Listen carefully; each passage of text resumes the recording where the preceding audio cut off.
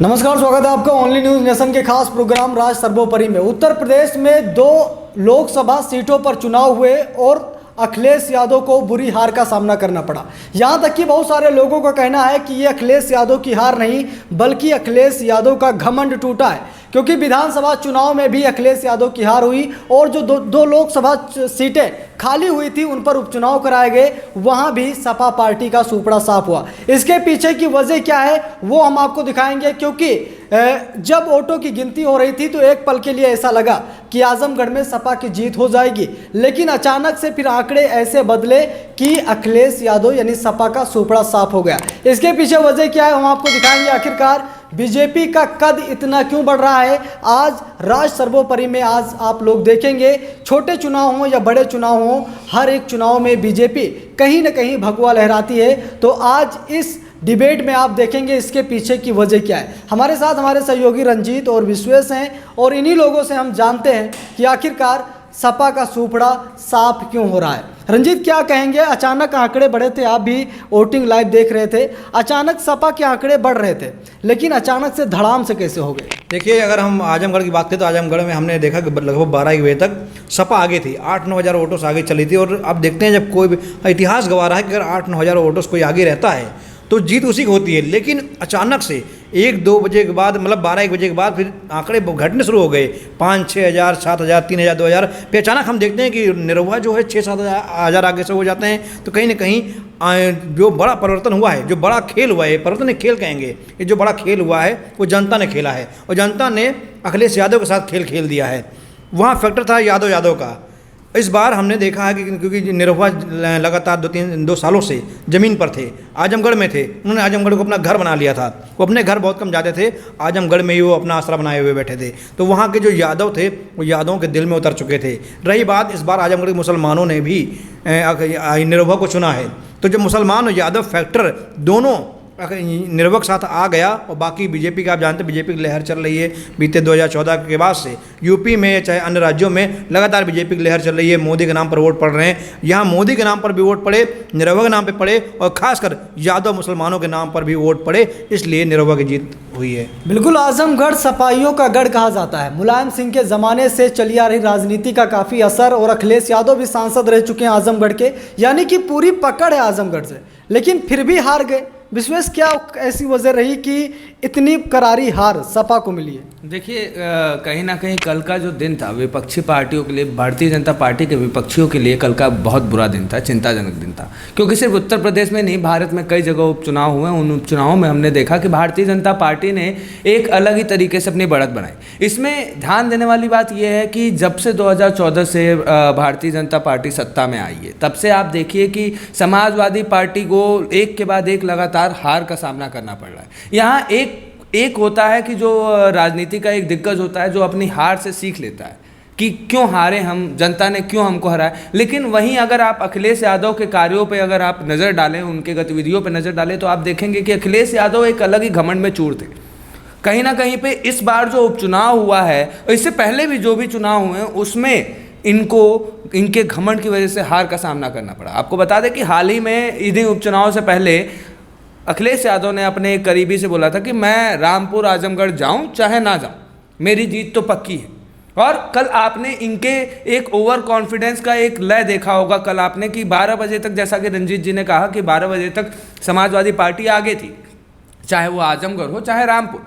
लेकिन और तब तक इनके प्रत्याशियों ने भी अपनी जीत घोषित कर दी थी। मीडिया के सामने आके बाकायदा इन्होंने कहा कि हम जीत चुके हैं, जनता के उस पर हम मतलब अपनी हामी भरते हैं, जनता का जो भी मर्जी हो। लेकिन उसके बाद अचानक से इनके पैरों के नीचे से ज़मीन खिसक गई। इससे पहले भी इस बात को देखा गया है कि जहाँ जहाँ पे अखिलेश यादव ने अपनी जिद और अपनी अकड़ दिखाई, अपना घमंड दिखाया कि हम यहाँ से नहीं हारेंगे, वहाँ से वो हारे। चाहे डिम्पल यादव का देख लीजिए कि वो अपने संसदीय क्षेत्र स्वार से हार गई थी। तो कहीं ना कहीं पे अखिलेश यादव का जो घमंड है वही उनको ले डूब रहा है। और देखा जाए तो रामपुर हो चाहे आजमगढ़ हो, दोनों जगह पे मुस्लिम बाहुल इलाका है, दोनों जगह पे मुस्लिम बहुत है। तो वहाँ पे मुस्लिमों का वोट ना मिलना, जो इस बीच में इन्होंने मुस्लिमों पे थोड़ा ध्यान कम दिया, जो इन पे आरोप लगाए गए, अभी हाल ही में आजम खान अंदर थे तो आरोप लगाया गया था कि ये मुस्लिमों पे ध्यान नहीं दे पा रहे हैं, इनको मुस्लिमों से बदबू आती। खुद आजम खान के खेमे के एक दिग्गज मंत्री ने बोला था। तो ये जो बयानबाजी थी और ये जो अपने अंदर का एक वो था, दुख था लोगों के, मुस्लिमों में दुख था कि अखिलेश यादव को लेकर कि हमने इनको इतना सपोर्ट किया लेकिन इन्होंने हमारे लिए पक्ष में बोला नहीं, जिसकी वजह से इनको हार का सामना करना पड़ा। बिल्कुल। देखिए, विशेष ने बहुत बड़ी बात कही है कि मुसलमानों को दुख था। आपको बता दें विशाल जी और विशेष जी कि इससे पहले भी मुसलमानों का एक बयान आया था। उन्होंने कहा था कि चादर मुसलमान बिछाए, झंडे मुसलमान ढोए, लाठियाँ मुसलमान खाए और आतंकवादी का ठप्पा भी मुसलमान अपने ऊपर ले, लेकिन मज़ा अखिलेश यादव लेते हैं, सरकार अखिलेश यादव बनाते हैं। सपा की सरकार में, सपा के राज में मुसलमानों को सबसे ज़्यादा शोषण होता है। मुसलमान लाठियाँ खाता है, दंगे फसाद मुसलमानों के जिम्मे थोपे जाते हैं, लेकिन मलाई मुसलमान कभी नहीं खाने पाता। मुसलमान को थर्ड पार्टी के तौर पर रखा जाता है। हमेशा अखिलेश यादव ऊपर रहते हैं, अखिलेश के परिवार के लोग ऊपर रहते हैं, मुसलमानों को कहीं वजूद नहीं रहता। अभी आपने देखा आजम खान जेल गए। आप बताइए आजम खान के अलावा कोई अखिलेश यादव परिवार का जेल गया? कोई जेल नहीं गया। आखिर आजम खान ही क्यों जेल गए? क्योंकि सारा जो है सब कुछ उनके ऊपर गढ़ दिया गया, मर दिया गया कि आजम खान ही गलत हैं। अगर आजम खान के बचाव में भी कभी अखिलेश यादव नहीं आए, न कहीं पर उन्होंने अपनी बात रखी। और आजम खान का भी दुख दर्द था, जहाँ के आजम खान के जो सहयोगी थे, जो उनके समर्थक थे, उन्होंने हमें लगता है कि रामपुर में ध्यान नहीं दिया। इसीलिए एक बड़ी वजह ये भी हो सकती है कि रामपुर में सपा की हार हुई, वरना कहीं ऐसा हो नहीं सकता कि आज रामपुर में आजम खान अगर चाह जाएँ तो चुनाव न जीते हैं, ऐसा हो नहीं सकता है। लेकिन जो वहाँ आपको बता दें, एक बड़ा सवाल ये है कि जब रामपुर में आजम खान ने उस पर एक बड़ा बयान दिया था, चड्डी पर दिया था, उस पर आपको याद होगा, तो उसके बाद भी वो वहाँ पर जीत गए थे चुनाव। इस बार तो ऐसा कुछ बयान भी नहीं था उनके सामने, तब भी चुनाव हार गए। तो एक बड़ा फैक्टर ये है कि कहीं ना कहीं समाजवादी पार्टी के जो भीतरघात, बहुत बड़ा भीतरघात चल रहा है, बहुत बड़ी साजिश चल रही है, उसी का खामियाजा अखिलेश यादव को करना पड़ रहा है। आजमगढ़ की बात करते हैं तो आजमगढ़ में अखिलेश यादव इस बार जो मैदान में उतरे थे तो नेता बनकर नहीं उतरे थे, आजमगढ़ वालों का बच्चा बनकर उतरे थे, उनका बेटा बनकर उतरे थे मैदान में। उन्होंने कभी नहीं कहा कि मैं नेता हूँ, मैं चुनाव लड़ रहा हूँ। उन्होंने कहा मैं आजमगढ़ का बेटा हूँ।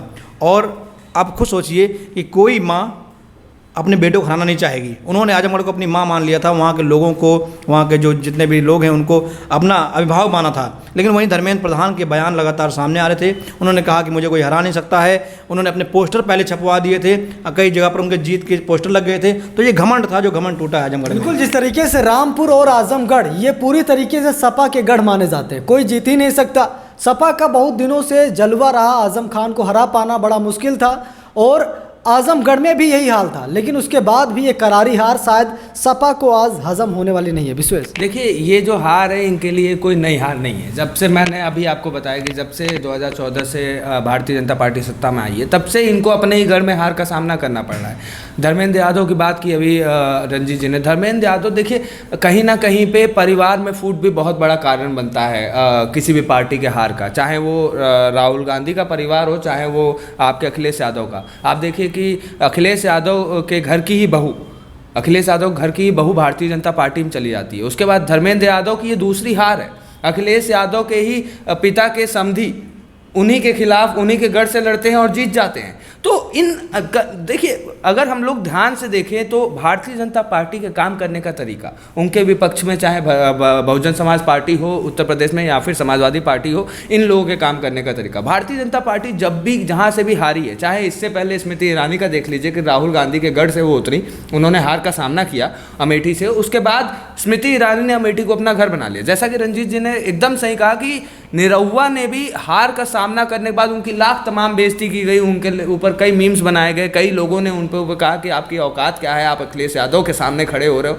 उसके बावजूद निरहुआ ने हार नहीं मानी और इसके पीछे सबसे बड़ा कारण मुख्यमंत्री योगी आदित्यनाथ का है। आपको बता दें कि चुनाव से पहले ही विपक्षी खेमे से कई बार ऐसे बयानबाजी हुई जिसके द्वारा इनडायरेक्टली योगी को एक वो दिया गया था, संदेश दिया गया था कि आप रामपुर और आजमगढ़ के उपचुनाव को अपना प्रतिष्ठा का वो चुनाव मत ले लीजिए, ये आपके लिए दिक्कत का कारण बन सकता है। लेकिन वहीं मुख्यमंत्री योगी आदित्यनाथ का बयान था कि कहीं पे भी मन से अगर आप नहीं लड़ेंगे तो हार का सामना करना ही पड़ेगा। तो भले से हम यहाँ हारे चाहे जीते, लेकिन हम मन से लड़ेंगे। और वही मन और तन का जो उनका पूरा कॉम्बिनेशन था, उसने मुस्लिम खेमा हो चाहे यादव खेमा हो या फिर कोई भी खेमा हो, ओवरऑल देखिए हिंदुत्व का एजेंडा पूरा इन लोगों ने खेला।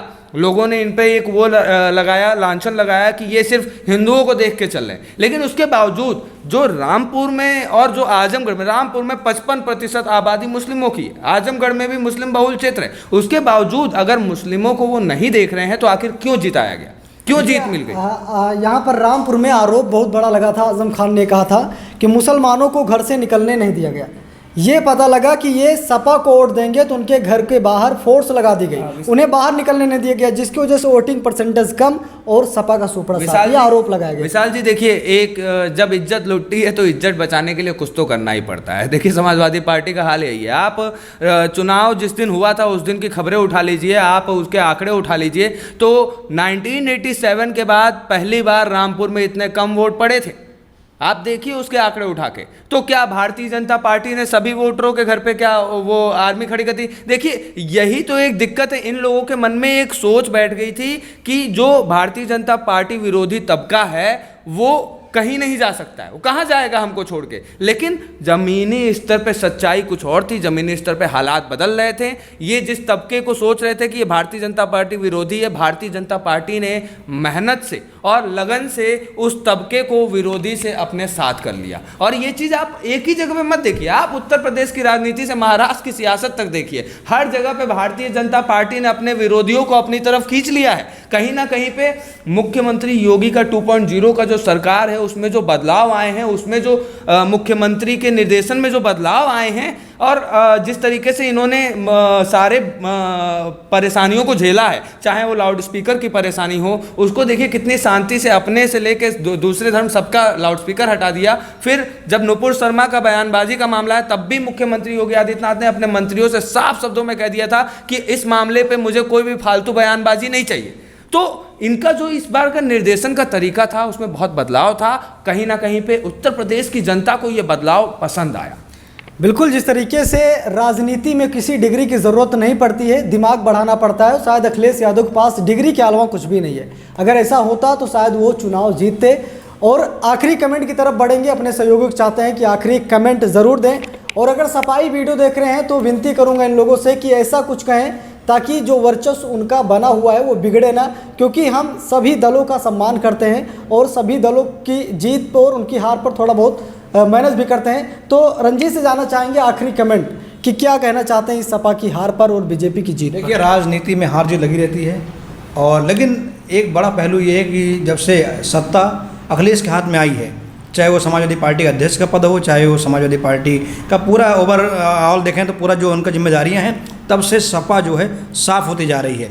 तो कहीं ना कहीं सपा में कमियां हैं, और ये बात सपा के अखिलेश यादव खुद समझें और उनके जो पार्टी के नेता हैं वो खुद समझें। अब अगर वो नहीं समझेंगे तो एक दिन ऐसा वक्त आएगा कि देश में विपक्ष नहीं बचेगा, हमारे खासकर उत्तर प्रदेश में विपक्ष नहीं बचेगा। विपक्ष आप देखिए, कांग्रेस खत्म हो गई है, मायावती खत्म हो गई, एक विपक्ष मजबूत विपक्ष सपा थी वो भी आज खत्म हो रही है, और बिना विपक्ष के लोकतंत्र जो है वैसे भी खत्म हो जाता है। विश्वास बिना विपक्ष के लोकतंत्र खत्म हो जाता है, जैसा कि रंजीत जी ने कहा, एकदम सही बात कही। यहाँ पे समाजवादी पार्टी के लिए मैं बस इतना कहना चाहूँगा कि देखिए, हार जीत तो लगी रहती है, ठीक है, लेकिन हारने के बाद अच्छा राजनीतिज्ञ, अच्छा एक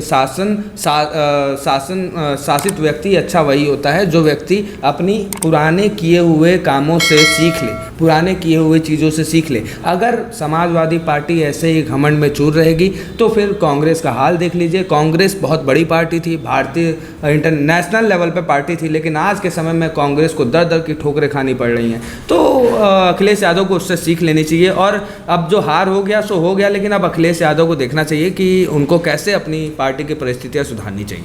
बिल्कुल, हम ही हैं, और हम का सबसे बड़ा ये जो अहंकार अखिलेश यादव में है वो आज चकनाचूर हुआ है। अगर वो मेहनत करते तो शायद टक्कर दे सकते थे, क्योंकि पुराना क्षेत्र उनका गढ़ है, वहाँ सांसद रहे हैं, वहाँ की जनता उनसे भली भांति परिचित है, लेकिन उन्होंने कोशिश नहीं की। जिसकी वजह से उनकी हार हुई है। आपकी क्या राय कमेंट बॉक्स में लिखिए, वीडियो को शेयर कीजिए। बने रहिए ओनली न्यूज़ नेशन के खास प्रोग्राम राष्ट्र सर्वोपरि में। बहुत बहुत धन्यवाद।